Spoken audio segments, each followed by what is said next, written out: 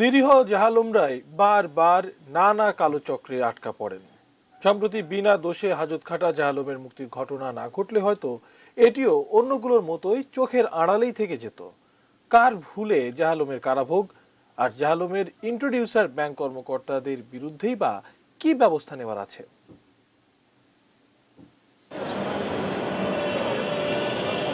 সোনালী bank ও Bangladesh bank থেকে আলাদা দুটি রিপোর্টে বলা হয়, ভুয়া ভাউচারে কেউ অথবা কোনো সিন্ডিকেট হাতিয়ে নিচ্ছে কোটি কোটি টাকা। এই জালিয়াতির সঙ্গে জড়িত হিসেবে নাম আসে আবু সালেক নামের এক ব্যক্তির, যার সোনালী ব্যাংক ক্যান্টনমেন্ট শাখায় হিসাব রয়েছে। আবু সালেকের 10টি ব্যাংক অ্যাকাউন্টের ভুয়া ঠিকানাগুলোই ছিল জাহালমের গ্রামের বাড়ি টাঙ্গাইলের ধুবুরিয়ার পাশের গ্রামের একটি ভুয়া ঠিকানা। এই ভুয়া ঠিকানা আর মূল আসামির সঙ্গে চেহারার কিছুটা মিল থাকাই পরে কাল হয়ে দাঁড়ায় জাহালমের জন্য। সোনালী ব্যাংকের 18 কোটি 47 লাখ টাকা আত্মসাতের মামলায় গ্রেপ্তার হয়ে 3 বছর কারাভোগ করতে হয় তাকে। বিনা দোষে কারাভোগ, অবশেষে মুক্তি।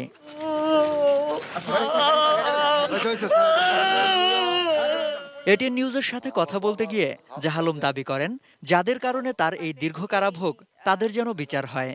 আমাকে টুকিটাকি যা ছিল ম্যাডাম, বেঁচে কিনে আসেন কোনো কিচ্ছু নাই, একবারে নিঃস্ব হয়ে গেছি ম্যাডাম। আপনি বিচার ম্যাডাম, আচ্ছা, আমি অসহায় লোক, আমার বিচার আপনারা করে দিবেন ম্যাডাম। আমি 3টা বছর আমার জীবন থেকে নাই ম্যাডাম।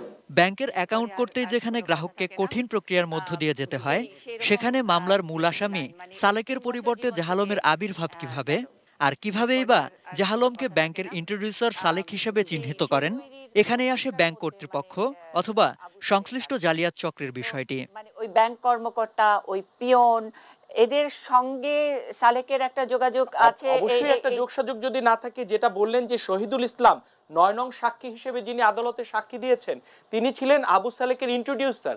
তিনি কোর্টে হলফ করে বলছেন যে এই জাহালমই হচ্ছে সেই আবু সালেক, যিনি হচ্ছে যে সাক্ষী হিসেবে একই ব্যক্তি। একে তো অর্থ জালিয়াতি, তার উপর ভুল ব্যক্তিকে আসামি করে কারাভোগ করানো।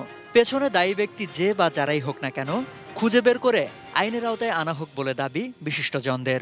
যেহেতু দ্বিতীয়বার বা ফার্দার ইনভেস্টিগেশনের কোনো আইনগত প্রতিবন্ধকতা নাই, আমার দাবি থাকবে দুদকের কাছে তারা আবার এটা নতুন করে ফার্দার ইনভেস্টিগেশন করে ব্যাংকের যারা এর সাথে জড়িত আছে তাদেরকেও আইনের সাপোর্ট করতে হবে।